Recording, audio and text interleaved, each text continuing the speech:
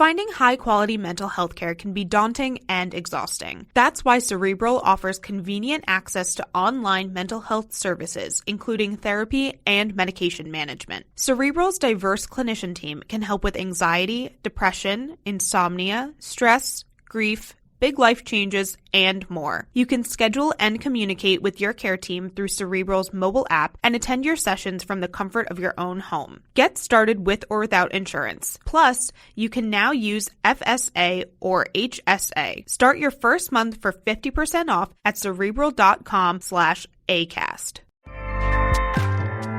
ACAST powers the world's best podcasts. Here's a show that we recommend. Hey, I'm Kim Holderness. And I'm Ben Holderness. We host the Holderness Family Podcast every Tuesday. You may know us from the silly videos that we make online. Or a book about marriage called Everybody Fights. Or as winners of season 33 of The Amazing Race. Still can't believe that happened. Yeah. Listen, we do a lot of stuff, but our podcast is our most favorite thing. Yeah, because every week we get to sit down face to face, talk to each other about marriage, family, mental health, or just anything that we want to know more about. Sometimes we have expert interviews, sometimes it's just us, but our goal is to bring some joy and laughter into your life every week. Our other goal is that maybe you will learn something as well. Right. So search the Holderness Family Podcast and check out our most recent episodes. We have one about staying organized with creators of the Home Edit. And one about being diagnosed with ADHD as an adult. We hope you'll join us. ACAST helps creators launch, grow, and monetize their podcasts everywhere. Acast.com. Hi, it's Dave here. This is my wife, Cathy. Hello. This is the Cinemile, the podcast where we walk home from the movies. And today, Cathy is about to go see a movie by herself because I already got to see it, luckily. This is not how the podcast normally works. We did this once before for our 100th episode, and we're doing it again where childcare requirements get in the way of us both going at the same time. Dave's already seen Shang-Chi, and I'm about to watch it. Yeah, what do you know about this? I probably shouldn't even be here for this bit. You shouldn't be here. This is the before the movie, what do we know about it bit. I haven't even seen a trailer. I know it's like a standalone prequel, and they're my favourite type of Marvel movies. It's not a prequel, it's an origin story, that's what I meant. Technically, it's a prequel to the Shang-Chi sequels. Okay, great. Well then, I know it's a standalone origin story. It's like the first Central Asian character, which I'm really interested to see how they do. And I've seen good things about it, like kind of in passing, seeing headlines on the internet. But that's it. I'm like totally... Saw some headlines, did you? I'm glad that it's standalone because usually when we go to Marvel movies, I have to be like, Dave, who's that again? And what movie are they from? And what's happening? So I'm hoping... You might have a couple of... I'm interested to talk to you after this because it is definitely... I feel like this is a movie that works on its own. Definitely. For anybody who could just walk in cold and enjoy this. I hope but so. There's some connective tissue to other movies that is probably not essential, but I feel like it's the kind of thing you would easily be whispering to me during a cinema. Okay. Who's this guy? I'm mainly just excited to go to the cinema on my own. I can't remember. Probably the last time I did that was when we went for our 100th episode to go and see The Shape of Water separately. Really? Yeah, I never really get to go on my own. No, we went to see Spider-Man and the Spider-Verse separately. Oh, yeah. Yes. One of my best cinema experiences of all time. So yeah, I love cinema going on my own while you put the kids to bed. What could be better? Yes. So we'll see you all after this. I'm off to put our kids to bed. You're off to the cinema, and then we will see you all shortly. Yeah. Bye. Bye. Throughout my life, the 10 rings gave our family power. If you want them to be yours one day, you have to show me you are strong enough to carry them.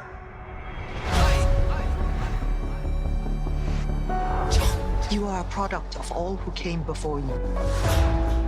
The legacy of your family. You are your mother. And whether you like it or not, you are also your father.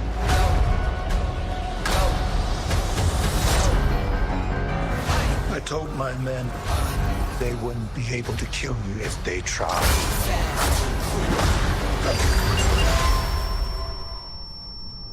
Right, guys, we're back. We're all up to speed now. We've all seen Shang-Chi and the Legend of the Ten Rings. Except some of you who may not. And if you haven't seen it, then there will be no spoilers for that movie yet. So you can listen for a little bit until we get to Spoiler Street, as always, which is full of spoilers. Yeah, Spoilers it's beware. riddled with spoilers. Oh, it's the worst for spoilers, that street. And I've been onto the council non-stop. And they won't do anything about What it. do we pay our council tax for? Not for this rubbish to be cleaned up. So, Okay. so I'm excited. Now we can finally talk about this, because I've been sitting on this for a couple of weeks, and now we can finally get into it. Kathy, what did you think? What did you think of Shang-Chi? I actually Not loved Shang-Chi, it. Shang-Chi. as the Irish accent wanted me to do it. I loved it. I really enjoyed it. And more than I was expecting to. I was like kind of properly on the edge of my seat. I actually cried a bit at the end, which is usually a good sign for me of a movie. I really enjoyed all the performances. I really loved the kind of mystical stories that we were getting.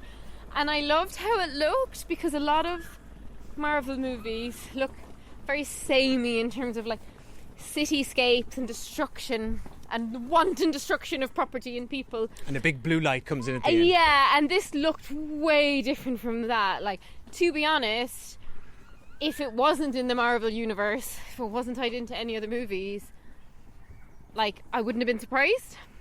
Yeah, This feels really refreshing and You could easily different. pick it up and strip all that stuff out, Yeah. and it would still work as a really solid. I just loved how it looked, to movie. be honest. Like, it was just, to me, extremely beautiful looking. And of course, I love that it's like a completely Asian cast. That was brilliant. I thought it was so clever to have the character of Awkwafina, who's like kind of second generation American, doesn't really speak Chinese, so there's like a reason for them to be speaking a lot of English, which I think was well done, because otherwise it would have just, you know, when you see movies where like all the characters are from the same country but they're all speaking English and it makes no Yeah. sense. So they managed to get all around that, including when he was explaining to her how he pronounces his name. I loved that scene. I was glad they put that in. Yeah, I for think my I benefit. think they did a really good job of it. Obviously, I'm not Asian, not representing the Asian community in any way, and like, don't know how they took it, but I felt like it was all treated really well, the cultural stuff, and I just loved the fight scenes. Like, I love seeing like martial arts style fighting. But the director's Asian as well. It looked amazing. Destin Daniel Cretton. It looks amazing, and yeah. What about you? Yeah, I really liked it as well. It wasn't like I didn't think it was amazing personally. Like, I wasn't like blown. Like, I know we mentioned this is a hard comparison, but we mentioned Into the Spider-Verse at the top. You at the top of mentioned this. Into the I Spider-Verse. did, and like Nothing compares to that. no, I didn't. You know, That's that also was a cartoon, so it would visually. sure, but like if that would have been live action, I still would have been just so impressed by the world building and the characterization and all Yeah, that. but that's a really, really high standard. Like, you're better off Yeah. holding this to like Fine. the I'm Thor origin story or the Captain America origin That's story. all I'm saying is that is I didn't get that from this. No. right? This isn't. But yeah, if you want to compare it like compare for like, yeah, apples if you for want to apples. compare it to other Marvel Studios origin movies, this is up there. It's really Yeah. really good, and it's better than some of them for sure. What I really liked about it, we should probably say what it's about for anyone who's doesn't know. It's effectively about our main character Shang-Chi and the Legend of the Ten Rings. There you go. That's the title. It's about those two things. Although, let's get to it in spoilers, because it's not really about the Ten Rings. It's about. I'm obsessed with the Ten Rings. They're awesome, aren't they? They're like the coolest things I've ever seen in a Marvel movie. I'm going to tick box all the things that I thought were excellent in this movie. That's one of them. The whole concept of these 10 rings, and they don't tell you too much about them or the legend. It's kind of hinted at that we'll get that later. It's 100% show don't tell, and they do it so well. And oh my god, how they work is awesome. The way they spring forth from Tony Leung, who's in this movie, Hong Kong actor from Infernal Affairs, who is He's a amazing. standout playing Shang-Chi's dad and the Mandarin. He's probably, I thought Simu Liu, who plays Shang-Chi, this is kind of a breakout role for him. And he was really charming, and I really liked him. But really, Brilliant. Tony Leung stole the show. His eyes stole the show. I mean, yeah, the Like, dad's he is the soul unbelievable. of this movie, and I think I'm in love with him. But the way he uses those rings, and what ultimately happens, we'll talk in spoilers about with the rings, was really amazing. effective. But that's when I said it was visually amazing. Like, that stuff was stunning. Yeah, and I loved they also didn't, they never felt, despite the fact they're clearly CG, they felt very felt tactile. real. They felt like they were a part of him. They felt very organic. Aside from So- like the lasso of truth, Lasso of Truth. This is like the second superhero tool I've ever coveted. Oh, Like, you want those? I rings? want those rings, yeah. No, I want the not Lasso least of of all Truth. that they make you immortal. And No, I don't want to be immortal. I just want what the rings can do aside from that. They're cool. yeah, they're very cool. Yeah. So they're very cool. The characters, I really loved all the family. There's a lot of family dynamics in this, and I felt like the character motivations were really believable. I thought the villain was excellent. Yeah. Like he's standout, one of the best Marvel villains we've ever had. Yeah. And the fight choreography was excellent, like just superb. So cool. Again, some of the best in this that you can get from the Marvel It's universe. what I mean compared to like, Hulk smash. Wow, let's watch all the Avengers run around New York some City. of that like, can get this very was samey. So different. This is a lot of, and we'll get into spoilers, some of my favourites, but like the fight choreography was amazing, and some of it was shot really, really beautifully. Yeah. There was a lot of it which was like Kind clear. of like Tai Chi kind of move. Yeah, Yeah. And clear like references, or I was getting sort of Crouching Tiger, Hidden Dragon vibes Yeah. from some of the fight scenes, and and I love how they incorporated elements of sort of I believe, and correct me if I'm wrong, listeners, like sort of ancient Chinese mythology. You know, the Well, you've got iconography of dragons, dragons come on. and the The lanterns. what's the that sort of lion character that appears Yeah. often. So all of that felt very interestingly woven into what is also just brilliant world building, Mm-hmm. right? I thought this was really good world building, really good use of exposition and flashback, which There's a lot of flashback. borderline Yeah. heavy-handed at times, but they managed to rein it in by just packing in emotion. I had that 'Cause at there one was point. real I thought, emotion. are they going to do more flashbacks? Because that's a lot, and then they just hit the threshold before it went over being. There's a lot in here, but I was kind of on board with it because they were packing emotional punch. Yeah. And They weren't just like they were flashbacks delivering. to sites, to fights or whatever. One of the things that really made it not feel part of the Marvel universe to me, aside from how it looks, it really lacked, and I don't actually mean this as a criticism, it's just an observation, it lacked the humour. There's a certain humour and a amount of jokes and level of jokes that I now expect from one of these movies, including in the darker movies like Black Widow, and this really didn't have them. yeah, It's there was. different in that sense. Well, yeah, that's a fair point. That's an interesting one because there is comedy. I think But it's the light. Awkwafina's there to be But the comedic she's not psychic. that funny in it though, and I don't mean Awkwafina the actress because she's really funny. I mean her character. Yeah, You know, if you compare her to something else she's been in, like Jumanji or something, she's not given a lot of. She's more of a serious character in this. yeah, they give, and I like that they didn't just mine her for comedy. Yeah. I actually liked where her character went. It's probably I the feel most like we range I've seen from her. I feel like we should probably go into spoilers now because that's a few of my like minor quirks or criticisms of the movie kind of lie. What do you think? Yeah, we should definitely get to spoilers. All right, so spoilers now for you have been warned for Shang-Chi and the But Legend if you of the haven't Ten seen Rings. it yet, Go see it. Go Yeah, see it. go I think, see it. as we said, you don't need. I know it can be overwhelming, all the Marvel sort of lore and stuff, as Cathy said, and it's not. It's not a sequel to anything. You could totally just go in fresh. It's a really good origin story, a great action movie, packed with like really good characters and interesting family dynamics. Right? Yeah. And just cool visuals. and it just feels refreshing from the usual Marvel fare. Yeah, it did. It felt like different enough. Same, but different.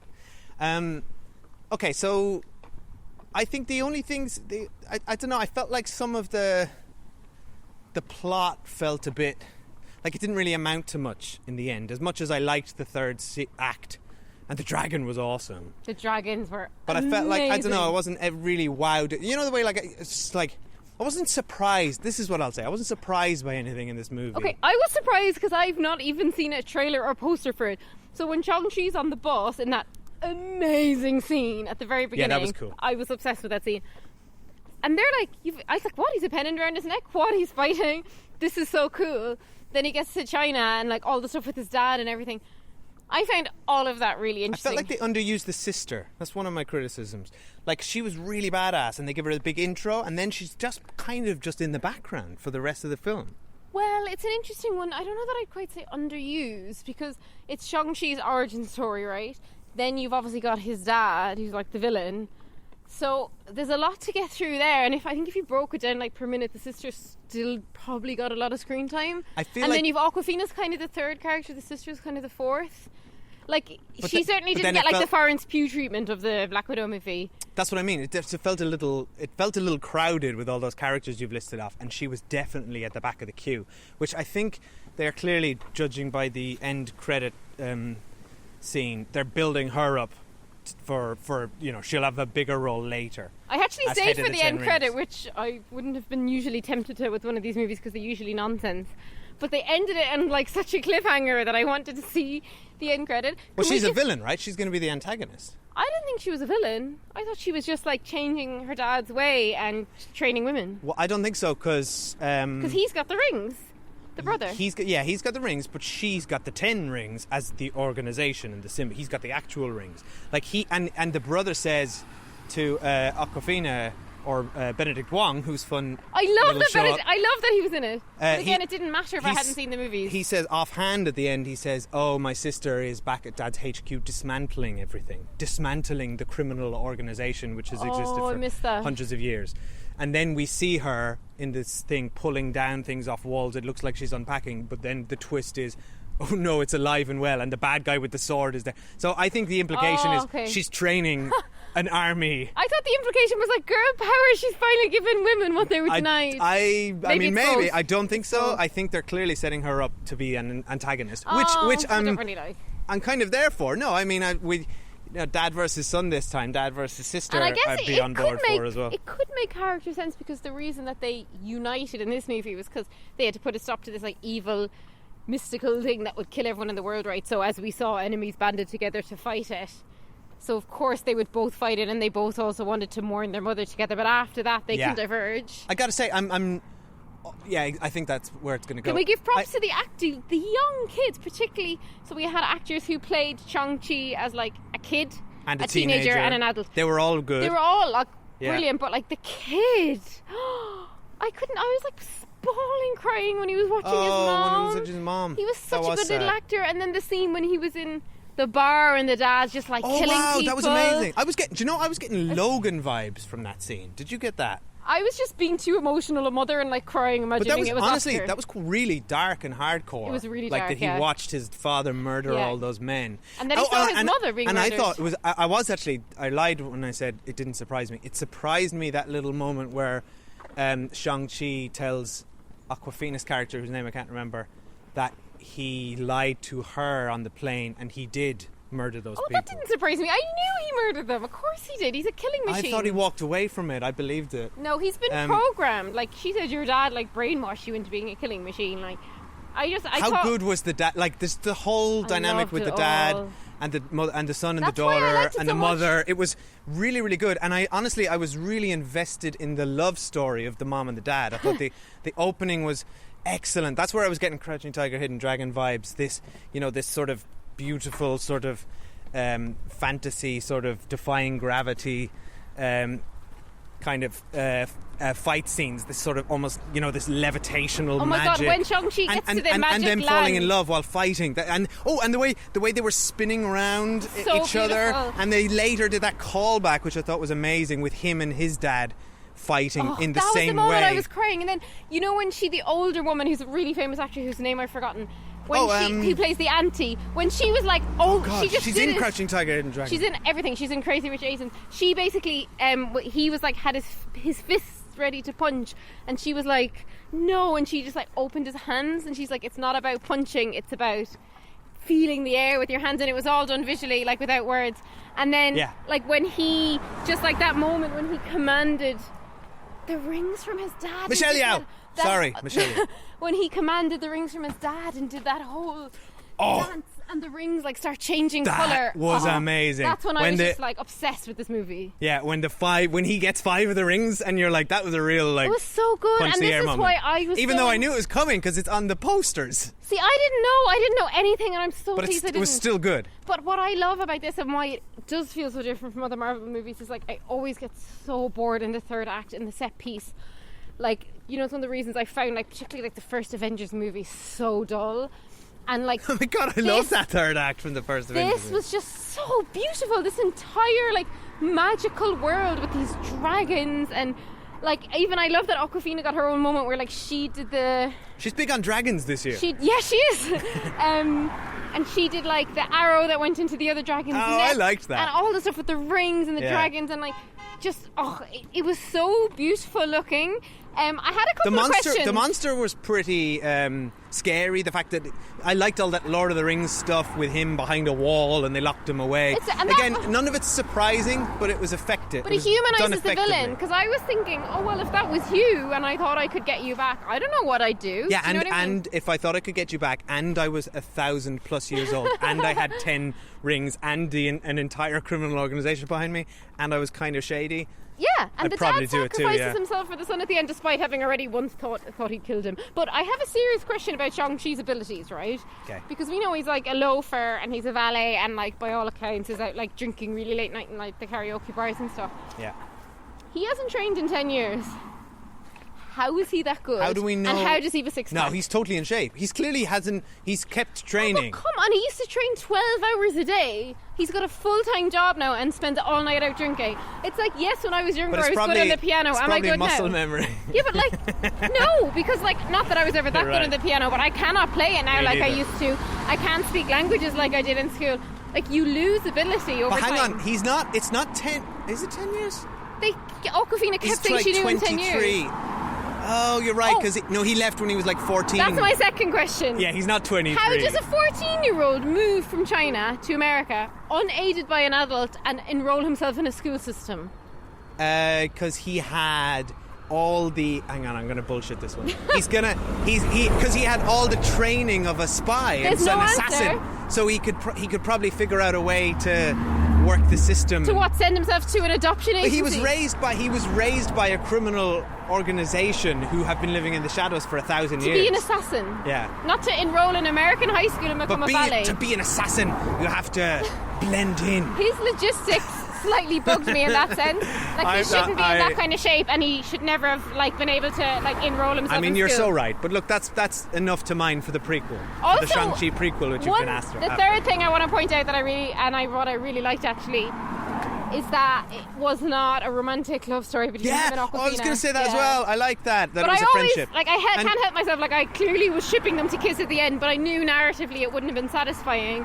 And I love that she's now like his apprentice, and they're tying into this strange Doctor Strange universe, and they're with Ben Wong. I just love all of that. Like, I thought it was brought so well together, and I feel like it's all going to tie into like, you know, the post-WandaVision and Loki story from the TV series, and like, I'm actually listen to really you. Into it. You are so excited. You are a Phase 4 fan. It's because I really liked WandaVision and Loki. So even though I didn't love the first Doctor Strange movie, I'm pumped for this because I also really like this movie. That's why this franchise is genius, because they get you on one or two properties and you get sucked into the rest because they all start to overlap. And like, they obviously realised they just had done the other stuff to death and they need to broaden it. But we're going to need to go. Did you have anything else you wanted to say? No, I don't think so. I mean, I think I liked the movie more talking with you about it. Do you know that's happened somehow? But that's a sign of a good movie. I missed coming out of the cinema and talking about it. I think I'd like doing our podcast, I think I'm saying. And I really enjoy, because that is a cathartic, that increases your excitement of something when you come out. But when I kind of came out and got the train by myself, it was a bit sort of just a bit of a whimper. You're like, I'm used and to I couldn't talking. even text you about it. You're like, I'm used to talking animatedly for 30 minutes into a recorder. I'm like, what is this? But we better go. Thank you everyone for listening. If you haven't already done so, please leave us a review over on iTunes or wherever you listen to podcasts, and make sure you subscribe to get all the latest episodes. Yeah, and you can talk to us about whatever you like about this movie or any others over at the Cinemile at gmail.com or at the Cinemile on Facebook, Twitter or Instagram, or come and hang out at our Patreon page where we do loads of more movie reviews, old movie reviews. We just did The Thing, John Carpenter's The Thing, and you get to pick what we watch each month, and we do loads of TV stuff. So White Lotus episode coming very soon as well. Okay, bye. Bye, thanks for listening.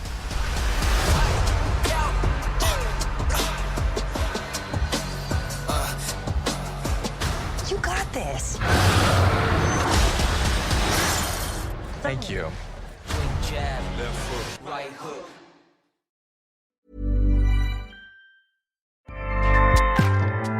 Acast powers the world's best podcasts. Here's a show that we recommend. What do you do when no one else is watching? What do you do that makes you happy for no reason at all? What are you obsessed with? I'm Leslie Arfin, and I'm a writer, but I'm also a dancer, a painter, a vapor, a dollhouse enthusiast, and basically just an overall hobbyist. My podcast, Filling the Void, is all about what other people are fanatically into. We talk about hobbies, even if you don't have one. Listen to Filling the Void on Tuesdays on the Arios Network and subscribe wherever you get your podcasts. Acast helps creators launch, grow, and monetize their podcasts everywhere. Acast.com.